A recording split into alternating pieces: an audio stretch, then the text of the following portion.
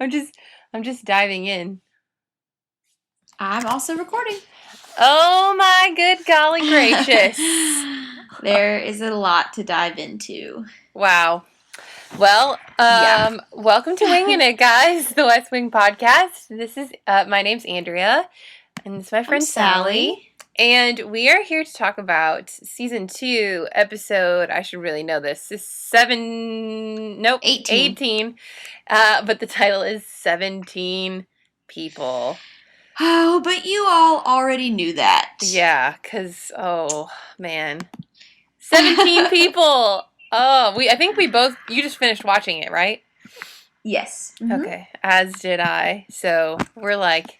Yeah, it's pretty fresh.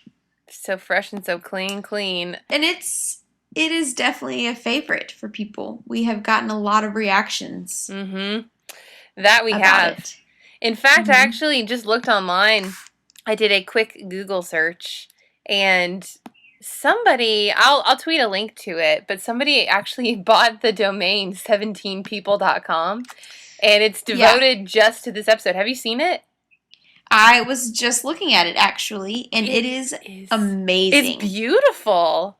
It's amazing. Yeah, I knew you would love it. I love it, too. I just can't stop looking at the thing. Everybody has to look at this immediately. I was going to say stop what you're doing, but don't stop what you're doing. Don't stop. Especially if you're driving. Don't stop doing that. Or believing. Right. Oh, no, never stop believing. But the website is wonderful. It is a work of art. John. So shout out to John. Yeah. It is just, I can't get over it. I really can't get over it. I know, it's so, comprehensive and, aesthetically. The graphics are just amazing. So good. Okay, you guys are probably like, what are y'all talking about? But really, go look. You just type in the word 17 people, not the number 17. And just, that'll be something you can procrastinate with today in our segment of things to procrastinate with at West Wing Edition.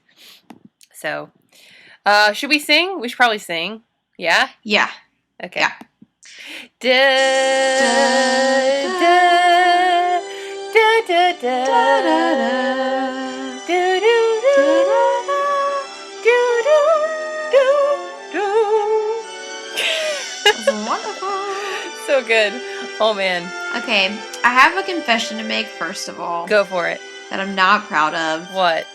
Can't wait. I did not even realize that CJ wasn't in this episode. I didn't either. Somebody told us. Me too. And maybe I shouldn't be that ashamed because it speaks to how wonderful the episode is. Yeah. Because you're just so enthralled that you're not paying attention.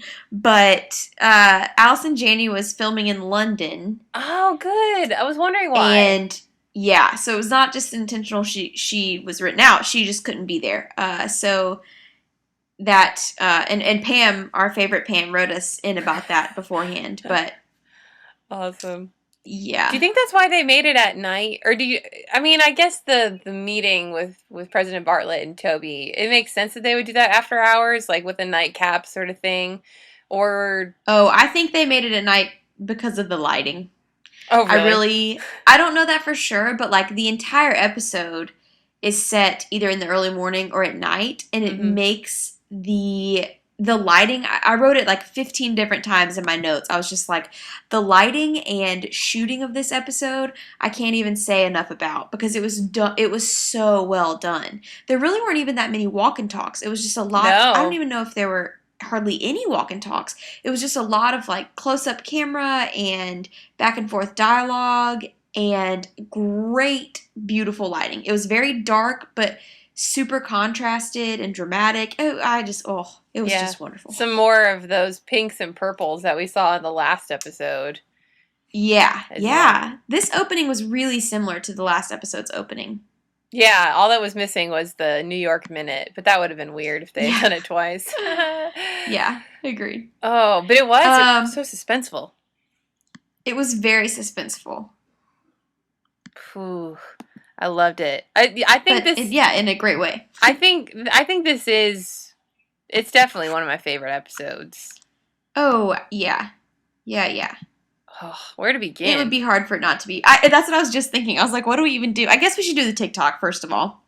Okay. In case anyone has forgotten. This is the episode where Bartlett tells Toby that he's got MS, and everybody else is working on the correspondence dinner. The end. Yep, done. Quick tick. I mean, really, what else do you need? There's also a terror scare. Oh, well, sure, but it's, it happens almost minimal. Every week. Right. I mean, the main thing is Toby and Bartlett, really. Yeah, this is great because obviously we had, what episode was it? Was it Mandatory Minimums? The one where the guy goes to Toby's temple. Like, that was a pretty Toby-centric episode. But I think in season 2, we really haven't had a Toby-centric episode. We've had Josh, of course. We just had Sam. And so it just kind of seemed about time that we would have a star vehicle for Toby. I agree. Yeah. Totally agree.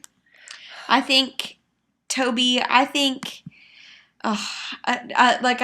really don't even know where to start with thoughts. Use your words, Sally. In the scene where Bartlett actually tells him, I don't know how we're going to cover all of this in one podcast. We're going to just go on about every little scene. Just go for it. But we'll start with the scene where Bartlett actually tells him. Okay. And Richard Schiff in that scene is just perfection. I mean, the way it is sinking in his head, when he first hears it, he's just sort of in shock, but there's no emotion in a very Toby-esque way, but you can also see it dawning on him, and it's perfect. And I say that because Martin Sheen's delivery was great, but Martin Sheen's dialogue, Martin Sheen had great dialogue to deliver right there. Toby, or Richard Schiff, didn't have hardly any dialogue. He didn't have any dialogue in the first scene. It was all reaction. Mm-hmm. And that makes that scene what it is. Man. Yeah. I mean, he was he needed to, take a moment. He needed to stand. He, asked if he could stand. He asked if he could stand as he's already standing. Yeah. I mean, it was just I love that. So, because it's a huge thing for him to learn, especially as it's been set up that he's been staying up nights for almost a week to trying to figure this out. Why did Hoynes take care of that thing for us? It's weird. There's got to be an angle. What is it? And he's bouncing this pink ball for almost a week, and he figured something out. So yeah, which we didn't even talk about. Yeah, I mean, Richard Schiff just carries this episode. We didn't even talk about the opening. I mean, we talked about the opening, but there's so much that happens even before this scene. There's the 15 title cards. 2 days later, a night later, 5 minutes later, the next morning, the next night, and that he's bouncing that ball up and down the entire time. The rhythm, everything about the opening is great. Mm-hmm. Yeah, and then that we hear when in the end of that scene. Not in the end of that scene. Yeah, the end of that scene, I guess you would say. There's one point where Leo is talking to Toby, and we can hear Toby's ball bouncing. Even though Toby doesn't have the ball, Toby's talking to Leo about it, and he says, "What's going on, Leo?" And this is after he's asked him several times. Oh, it's after he's told him, Toby says he sets up the whole thing about Hoynes going to New Hampshire pretty much knowing exactly what Leo's going to say. Yeah. Because he sets up that line about, well, I wouldn't be concerned, but he's going on a camping trip. He sets that up so perfectly. He knows exactly that that's what Leo's going to say. And then it right before it goes black, we can hear the ball bouncing, almost like a heartbeat. Yeah. And he says, "What's going on, Leo?" And it's just so perfect. Oh my gosh, can we I don't think I had one thing wrong with this episode. I don't think so either. I think if there were a screenwriting class, I mean, I've never taken one, but I think this should just be 1 week of class. They just show up, they put on this episode, and then they drop the microphone and walk out. It's basically here's how you do it. Here's how you write something that's amazing. And then then you're done. Yeah, I mean, God, because I know we talk about Two Cathedrals a lot, and it's a very emotional episode, but this is just one of the most well done all the way around episodes. Writing, acting, lighting, directing, everything about it was just great. Yeah. Sorry, guys. That's all this episode is going to be, is us talking about how great it was. Yeah, we're not going to talk about anything we don't like. I don't know that I have. No. I don't know that I have anything I don't like. I don't have. No. Yeah. Mm. So it's a favorite. I was like, how are we just going to talk about how much we love this episode the whole time? Oh, I don't know, but that's what I'm going to do. Yeah. There's a shot where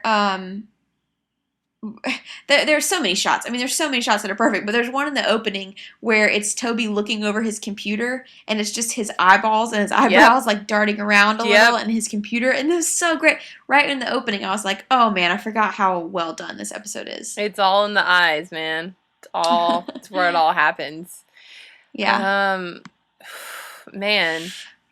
I mean, I could say, I'm trying to think of other non-Toby things that also need to be covered too, but... let's talk about there's famous Josh and Donna. Moment. Yeah, I mean, like, there were so many good things in this episode. Yeah. I mean... this episode is huge. Plus it has Sam and Ainsley, which I just always enjoy. So it was like, Toby, who's awesome, Richard Schiff, who's awesome, and then Josh and Donna have, like, a relationship, like... a meaningful moment, which doesn't happen that often. And we had Sam and Ainsley just being fun. And I'm like, this is the trifecta of all good things. It is. You know, I just realized that it is for the best that Alice and Janie couldn't be there, because had CJ been in this episode, there would just be no need for anybody to make any more television. Like, our hearts couldn't actually contain, like, there was no extra room in my heart for anything else to like. So...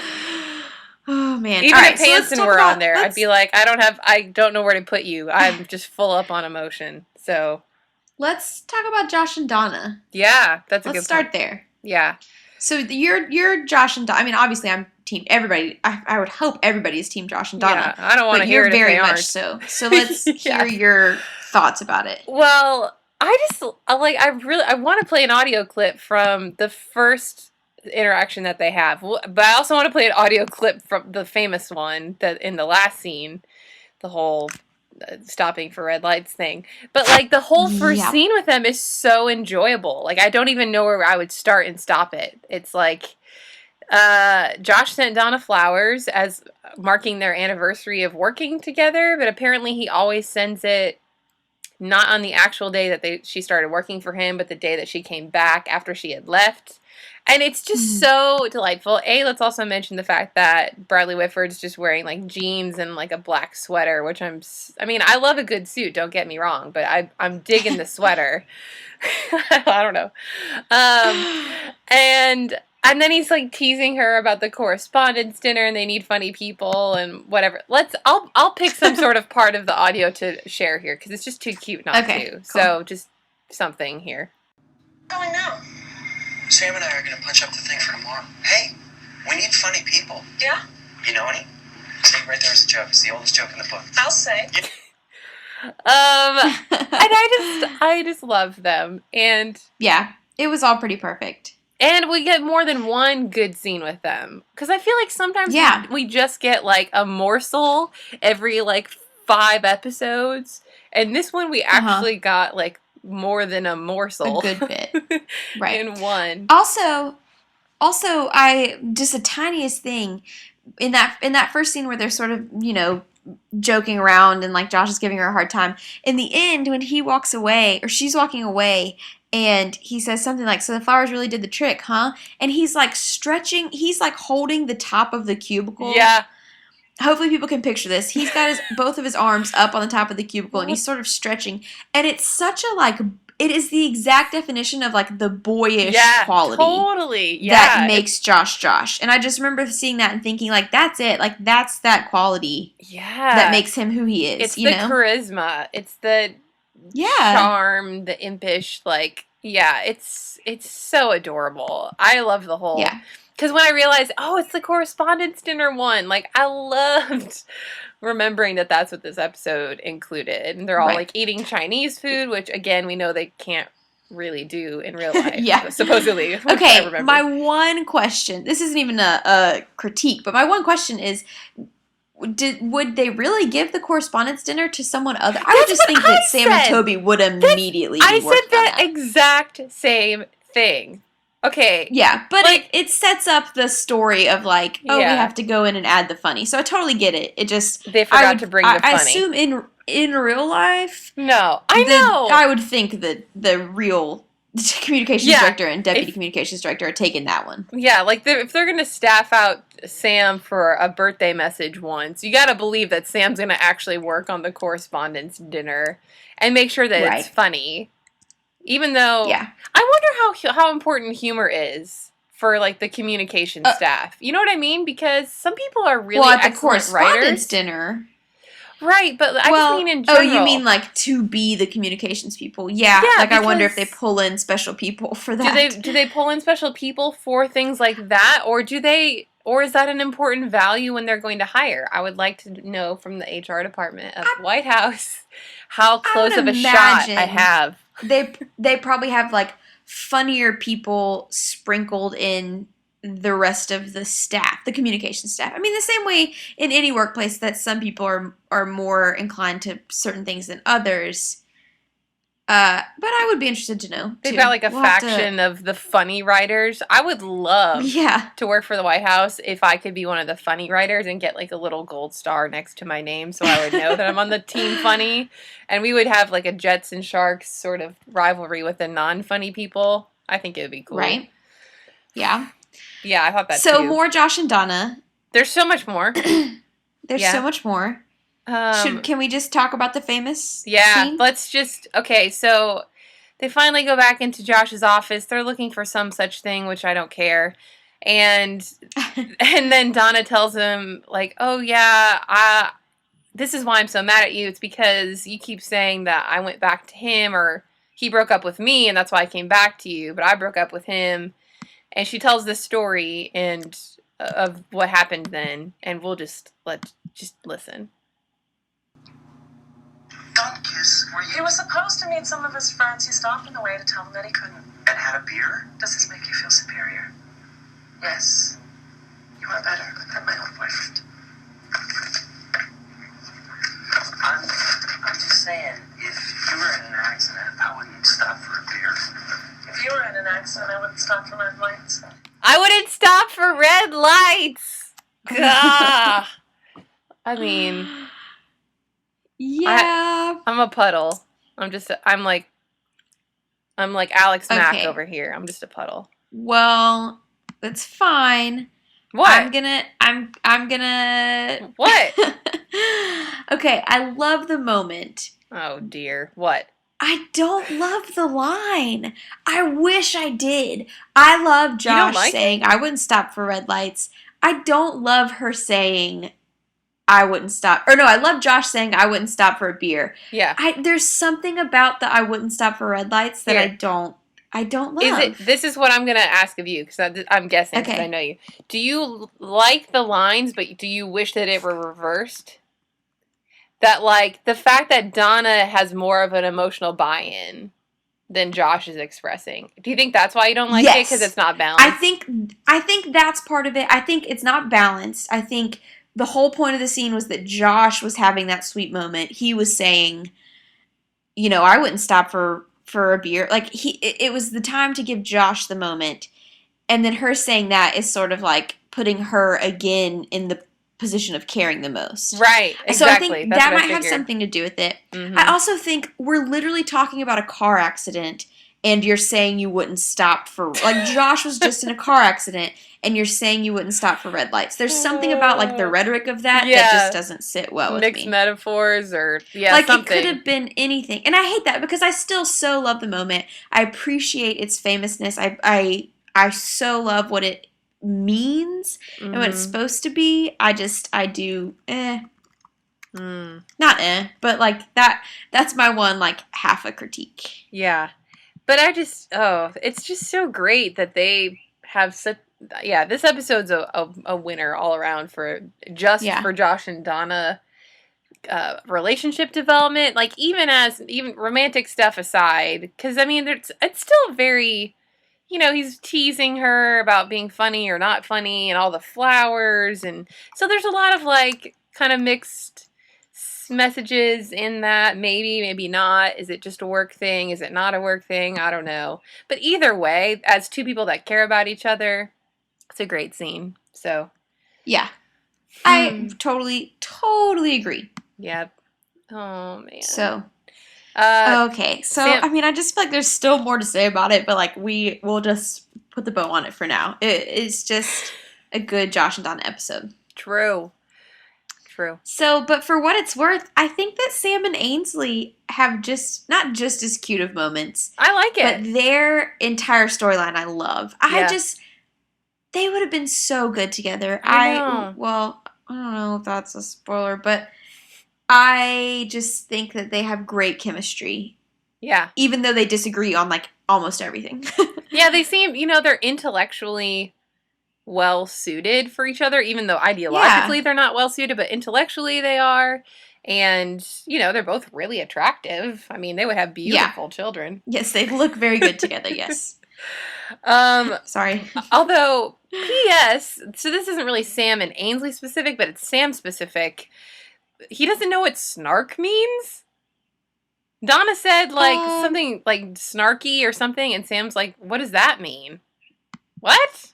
Well, I know what snarky means, but I wouldn't really use the word snark. I don't... Really? Yeah, I don't really think of snark as like I mean, obviously people can be snarky, but I don't think of... Is that... I think I have a lot of word. I think I have a lot of snarky friends, so I know. I just felt it felt weird to me that Sam didn't snarky, know. Yeah.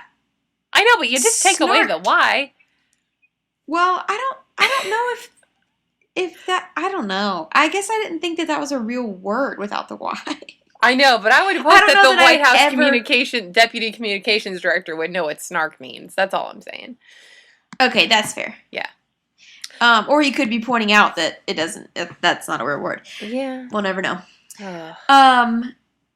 So that's true. But Sam and Ainsley are very cute. Ainsley is going back to her college. Where did she go? Smith? I don't remember. Yeah. To talk about the ERA, and she goes on. They sort of battle back and forth about that. And again, Sorkin does a great job of, or I think he does a great job of, like, not having just the straw man argument. Like, they both are allowed to be smart and make good points. Yep. And which helps the characters too. Like, it's great.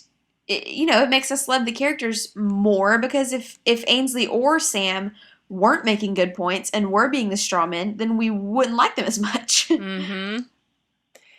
Yeah, so, there's on 17people.com, there's like a great side-by-side comparison of like Sam's arguments for it and Ainsley's arguments against the ERA. Yeah. They have so many funny moments throughout this too. Like when Sam talks about, at the beginning, Sam says something like, y'all be in that group and we'll be in another group, and she says, I want to be in the other group, and he says, why? She says, the Kung Pao chicken, and he's like, get the Kung Pao chicken and come back over here. That was a very like real exchange to me. Like that was it was so like random, so human. Yeah, it was very human. It was very like, that's how I would talk to my friends. It could have been an ad lib. I mean, it could. Almost really, certain it that's wasn't. How genuine it felt. Yeah, that's such good writing. Yeah. There's a lot of great moments. The whole Roosevelt room is used like for the comedic relief throughout the episode. There's Donna says she doesn't want to talk about the boyfriend thing, so Sam tells the whole story, and then he's like, I thought you didn't want to talk about it. Yeah, he's like such the oblivious like older brother of hers, kind of. Yeah, they say, who are we making fun of? I feel like we could just drop a bunch of audio clips in, but there were so many. I don't know. And some of the jokes did go over my head. I mean, I'm sure it's not the first time. I felt okay about them though, because like they would tell each other the jokes and they weren't like laugh out loud funny. Like even the line item veto joke, nobody else was like ha ha ha ha. They were just like, oh yeah, that's good. So I felt okay about it. Yeah. But there are just so many great moments in the Roosevelt room about, somebody says, who are we making fun of? And everybody answers Republicans. And Donna has the running gag about how they'll need jokes about the dead audience. Yeah. Yeah, there were some weird phrases that Sam used when he's talking to Ainsley. Like, just idiomatic things that I don't think are actual. Well, I think one might be recycled from something else, but he's like, good night, nurse. That was something, something, something. I'm like, good night, nurse. What if... That's weird. And he also said, that's a different can of tuna. I'm like, these are not actual catchphrases that people use. I don't care who writes in and tells me to the contrary. I've never... Maybe good night, nurse, but that's obscure. And I get weird looks when I make obscure references like that, but that's a different can of tuna. At least in my part of the country, I've never heard that. Okay, Goodnight Nurse is a 1918 short comedy film. There you go. But we're making reference to a film from 1918? Maybe it's really famous. I don't know. Sorry, guys. I apologize if this is something we should know, but... That's a different can of tuna. Like, it'd be different if he was like Wizard of Oz, that's a horse of a different color. Like, that's kind of more well-known. Right, yeah, I agree. There's also a moment at the beginning when they're talking where Sam comes down to get her. He's looking for more people to help, like, put the funny in this thing. And he just said that he's like, tells her straight up, like, you're adorable. And she says, yes. And ill-adored. I mean, it's so quick-witted, which I love. My whole existence is based on the love of quick wit. But... Absolutely. But although... Also, I had to pay attention to her outfit, too. She's wearing this, like, FBI sweatshirt, which, I mean, that's cool. I like that. Yeah. And then she's got this, like, purple ribbon in her hair. It was just kind of a weird, like, pairing of the two. I thought it was pretty spot on. I mean, I don't know, because I don't want to, like, stereotype her into the Southern whatever, but I have, not plenty of friends, but, like, I went to college in the South, and exactly what she was wearing, because she also had like a tank top on under her sweatshirt, or maybe it was just a t-shirt, but she had something on under the sweatshirt, like sticking out from under the sweatshirt, and the ribbon in the hair. Like, that exact outfit is absolutely still on college campuses today in the South. Yeah. So I thought it was ribbons. Pretty. Yeah. I mean, I thought it was pretty spot on. I love her yet ill-adored comment, because it's, self-deprecating but quick-witted. That's just great. I'm trying to remember other things too. Oh, the pastry chef is one of my favorite things. The all-night pastry chef.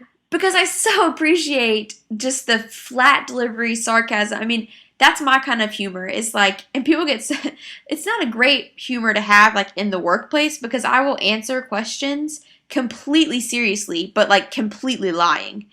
And just trying to see, like, who's going to believe it. I know, and I still have a job. But that's totally me, to be the person that's like, yeah, well, what time is it now? Midnight? I think the pastry chef stays on until 6 a.m. But, like, no inflection of sarcasm in your voice at all. Yeah. To the point that afterwards she is... Yeah, so... That was a shining moment for me, and then later she's like, you're kidding about the pastry chef. So, good delivery, Sam. Good delivery, Rob Lowe, I guess I should say. That was great. Yeah, I just like the idea of an all-night pastry chef. That's a good time for everybody. God, that would be so dangerous. Then they'd really have to have a 24-hour pastry chef fitness. But let's be honest, if the president wanted the pastries, I'm sure that like, the president could have whatever he wanted at any time. Yeah, they've got to have, like... Especially because they work all hours. Yeah, they've got to have, like, an on-call team of chefs, right? Right. Yeah, I would think so. We really do need to make use of our new contact who knows things about the White House, because I really want to find out about the food situation and the hours of operation, and if things are free. Is it like Google? Is it not? Yeah. These are all things to which I need an answer. I mean, there's more. There's more about Toby and the president. I mean, so what do you think? Oh, there's so much more that we haven't even... What do you think Toby's more upset about? Do you think he's upset... I mean, obviously he's upset personally, but it seems that he's more concerned about the way that this is going to play out publicly. It seems like he's more concerned with, like, the fact that it's going to look like there's been a cover-up. He mentions being concerned that the leaders of the Democratic Party haven't been notified about the president not running. I think he's more concerned about the greater impact than he is on a personal level, although I'm sure that that's there as well. I think, yeah, I agree with you. I think that how it's going to appear and, like, the sheer scope of it, I think he's in shock. I think he's thinking, how do you guys not think this is as big of a deal as it is? Yeah. I think that he's like, am I the first one to, like, make these points and tell you that you could be impeached? Yeah. And, like, well, he is, actually. Want to know who's, like, well, yeah, but I just mean he's shocked at what's happening. And so I think all of those things, his first reaction is to get as much information as possible. Right. He stays pretty calm. He asks about MS. It's very in line with who Toby is. So I like that he does that. And then his wheels start churning. And he's like, well, this means this. We're going to have to talk to lawyers. You could be impeached. These 5 things could happen. Blah, blah, blah. Like, yeah. It's all the reaction of this is so in line with who Toby is, and I'm very, very happy with how that was done. I was impressed when he came up with the 5 different things that could happen, because in my mind I could barely. He did it so quickly, which I know that was scripted, but like I couldn't just name off the top of my head the 5 different possible outcomes that are going to happen. And he was like, "Here are the 5 things." I was like, "Dang, you're so much smarter than me. I probably could have thought of 3." Yeah, but that's why I don't work in the White House. Been thinking about this a lot. So that being said, I think that is his first reaction. I really do think, just knowing Toby as a character, he is probably equally as upset on a personal level. It's just not the first thing. It would be unlike Toby to focus on that. Mm-hmm. Because the grand scheme of things comes first, and then later we're going to deal with, okay, but you didn't tell me, etc. Yeah, I mean, because then President Bartlett does have the line, like, are you pissed because there are 15 people who knew before you? Like, is that the real crux of it? Which, and I don't think it, and to me, it didn't feel like he was mad that he was 16th or 17th in line to know. No. It just seemed like it didn't matter how many people knew before him. It's just the fact that he was kind of lied to by omission. Like, I don't think it was really like why wasn't I told sooner in this lineup of people? It was more like, why did this happen at all? Exactly. I completely agree. And I think this episode, it's so good on so many levels, but it's so good because of how the things we, like, find out about Toby and Bartlett, or just their dynamic in general, because I really believe that President Bartlett probably knows that that's not why Toby's mad. I think that, because in the beginning, the president is saying, or Leo's saying, we can use Toby to gauge reaction. I think that the president is mad at himself for letting it happen. I think he's mad. I feel like he is like a kid who got caught, and now he's mad that he got caught. Mm-hmm. And he just sort of lashes out. Like, Toby has every right to be angry. Yeah, I mean, and President Bartlett knows that. Mm-hmm. And I think it's just like he's putting up defense. You know what I mean? Yeah. Yeah, I don't know. There's so many different levels at play. Like, Toby's mad and Bartlett's mad, and it's just, I liked what I looked at the blog, the AV Club, and I liked what they said that, like, The West Wing is a show about people who love each other but have issues with one another. And that's why this episode is so great, because it's not that Toby hates. I mean, like, these people care about each other, and they also have to work together and figure out how they're going to make this all come together and what the greater implications are, but also have to deal with it on a personal level. Bartlett says to Toby, like, not every part of me belongs to you, which is debatable. When you run for public office. It's like yes and no. But there's so many things. I'm just, like, reading over my notes, and there are so many things to talk about. The speech, or the part of Toby's monologue where he's listing off all the things that happened the night of the shooting. Oh, gosh. And he has the line, the way he delivers that line, the vice president's authority was murky at best. Yes. I won't even try to imitate it. That was great. And he says, and this is one of my favorites, he says, I'll bet all the money in my pockets against all the money in your pockets that it was Leo, who no one elected. Oh, gosh, I love that. I love it. I love it. everything. Oh man, Richard Schiff, all the awards. Like it was Richard Schiff just and Aaron Sorkin perfect. though, just because like the two together was like symphonic. Absolutely, it really was great, and it was just so great. And he talks about the letter. Yeah. Why isn't there a letter signed? And like, well, now we know why there's not a letter, because people would ask questions and et cetera, do you really think that's why there was no letter signed though? Like maybe they just forgot. I'm not sure if there is one all the time. Yeah, I mean, because I doubt that they were like, well, let's not have this in case people wonder why it's there. Like, it seems like if that is actually part of the law, somebody's going to make sure that that's actually there and not think twice about it. It's not like and I mean, contingency like, that no one else has ever needed before.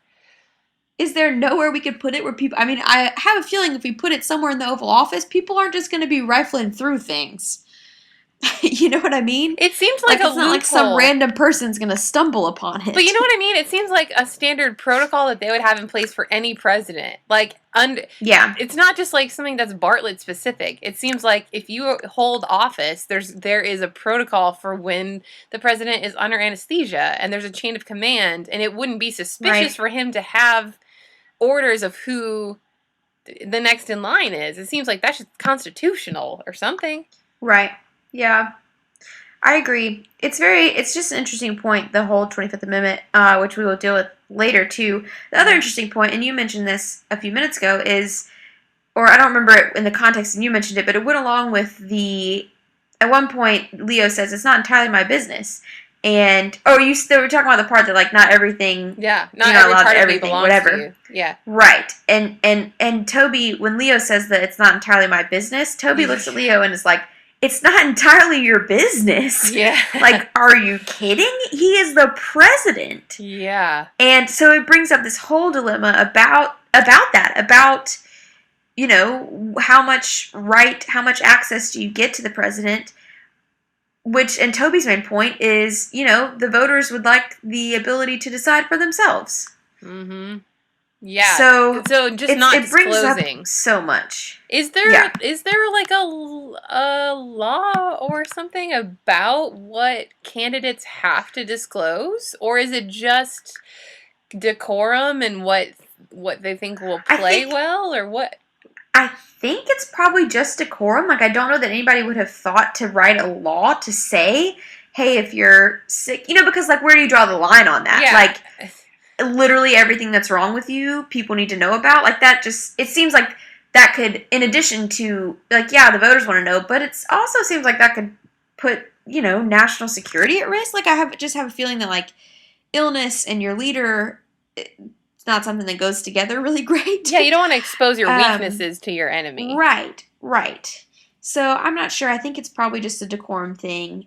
Yeah. Which, you know, and we'll deal with the fallout throughout the rest of the series, really, about this. And it's just a great storyline. It really, because it makes you question all that stuff. So, and then at the end, Toby like walks back into the Roosevelt room, and everybody else, I mean, Josh came into Charlie's office, like the waiting room, and you know, for a moment. And so there's this like whole, okay, something's going on, but we don't know what it is. And where's Toby? He would have like been all over this, and he finally goes back in, and he's not laughing. Josh says what's going on, which, yeah, let's talk about that moment in a second. But Josh, when he finds out that Dr. Bartlett isn't, well, and I have a Dr. Bartlett comment too. When Josh finds out that Dr. Bartlett isn't going to be at the Correspondence Center, he says, what's going on? And there's no answer. So Josh is starting to get suspicious too. Mm-hmm. In reference to Dr. Bartlett, there is a line when Toby and the president are arguing, and the president says, I think it would be best while temperatures are running high if you refer to my wife as Miss Bartlett or the First Lady. Yeah. Not Dr. Bartlett. You mean Dr. Bartlett? Yeah. I thought that was interesting. Well, maybe I think that's when they were talking about him getting the injections, and I think it's possible he didn't want to highlight the whole Dr. Bartlett thing and the fact that she was being the doctor to him and giving him injections, because I feel like that's maybe not ethical. But, absolutely. But yeah, I noticed that too. At least he didn't say Abby or something like he has said. Oh, yeah. Well, he was trying to make a point of respect, so that makes sense. But I just thought that was interesting.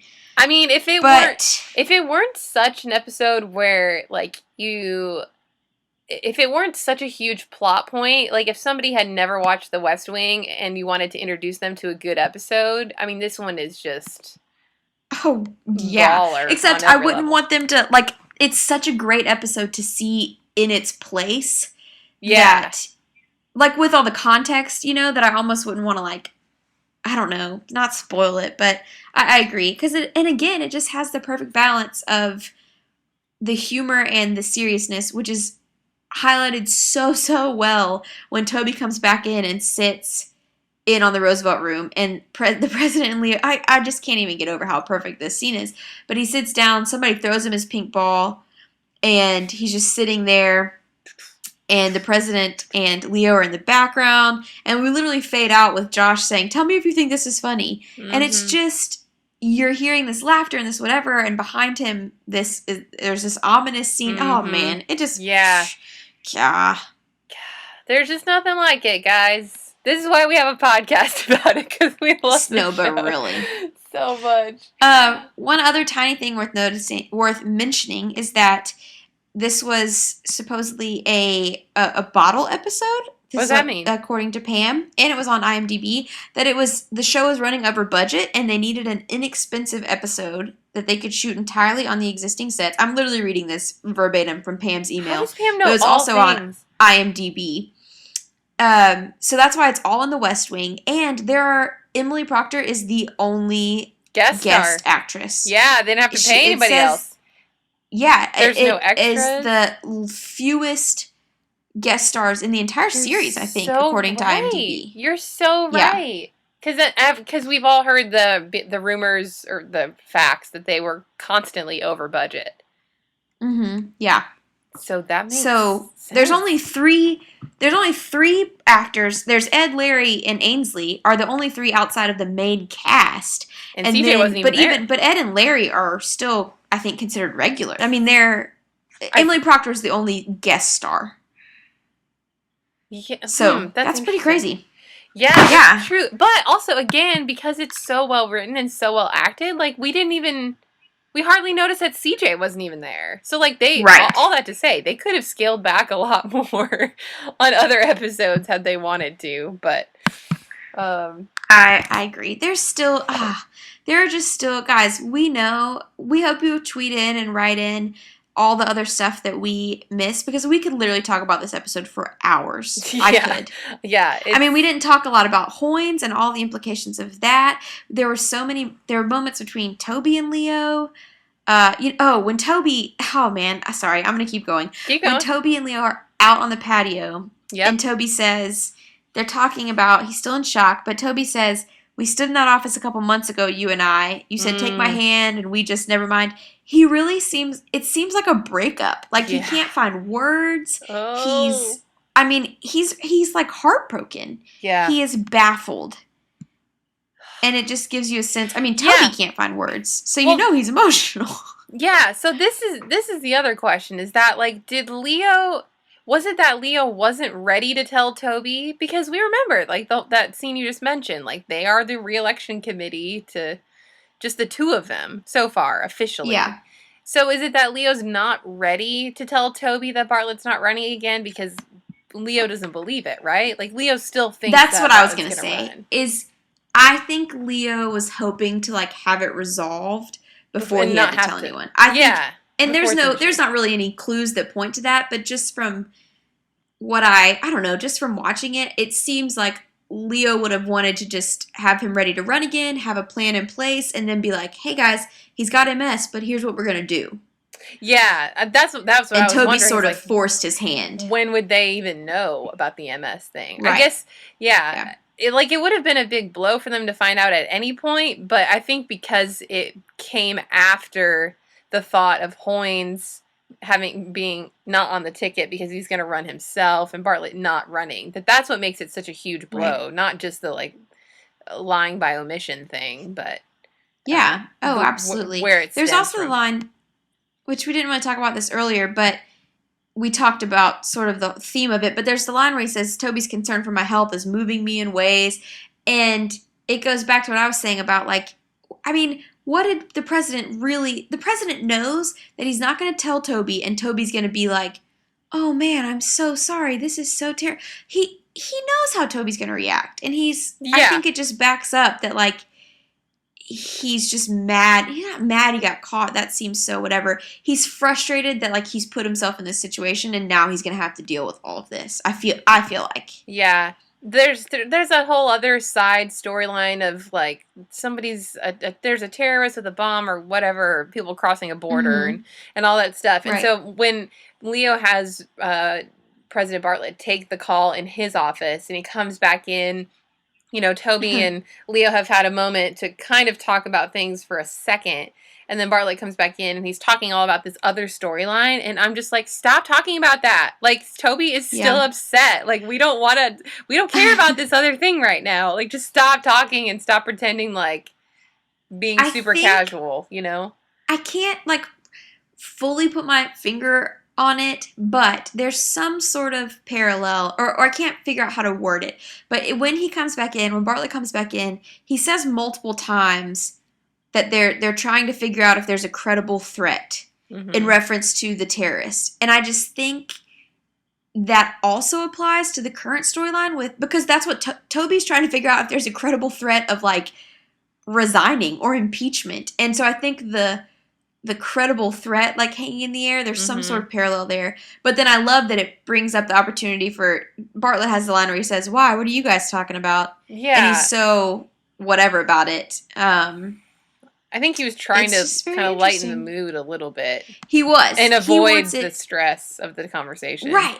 And I almost think that, you know, in the past several episodes, we've talked about how there are things that happen in the White House that, like, the White House has to act a certain way because it's politically correct, even though you wish you could just explain to the voters. Like, and I think this is one of those things that Bartlett in his head wants to be like, can't we just tell them I have MS and can't they just be reasonable about it? Yeah. But the answer is no. like this is not the same thing. No. Right. And I feel like that's where Bartlett's frustration is that he feels like, I just want this to not be a thing. But it is. Yeah. It definitely is. So, I mean, I love this. I kind of want to, like, go back and watch it again. I know. It's just so good. Yeah. We didn't even talk about the knock knock who's there, Sam and his prostitute friend. Oh, that's true. That was my favorite. Donna just trying to insert jokes. Donna smacks Josh when Sam is being Josh. I didn't word that correctly, but Sam is, like, talking as if he's Josh, and then Donna smacks Josh, and Josh is like, what? It wasn't me. There are so many great moments. You guys should just go and... Go watch it right now, or as soon as you get off of work, or... Go watch it, and also go to 17people.com. Spelled out, 17. Give John some props, because that is a sweet looking website. Absolutely. Yeah, man. Well, we're getting so close to the end of this season. It's hard to believe, but we are, and we'll be getting back in gear with two eps a week. So we'll be on season 3 before you know it. So if you have other things, if you have all the feelings that you need to share, send them to us, TheWestWingPodcast at gmail.com, or Instagram, or Twitter, or the new Facebook page at Wingin It Pod. We love hearing from you guys. We know you guys have stuff to say about this one, so hit us up, really. Oh, yes. Ugh. And just keep in mind that we could keep talking about it for hours, so we know we missed stuff. We're really sorry. But tweet us about it. Yeah, we'll holler back. Next up, we have Bad Moon Rising. So... It's Bad Moon Rising, The Fall's Gonna Kill You, 18th and Potomac, and Two Cathedrals. I can't. Oh man! So this is the best show that a lot of exciting things coming up. Yeah. So we're so glad to have you on this journey with us, and we hope you have a wonderful day. So bye guys. Bye.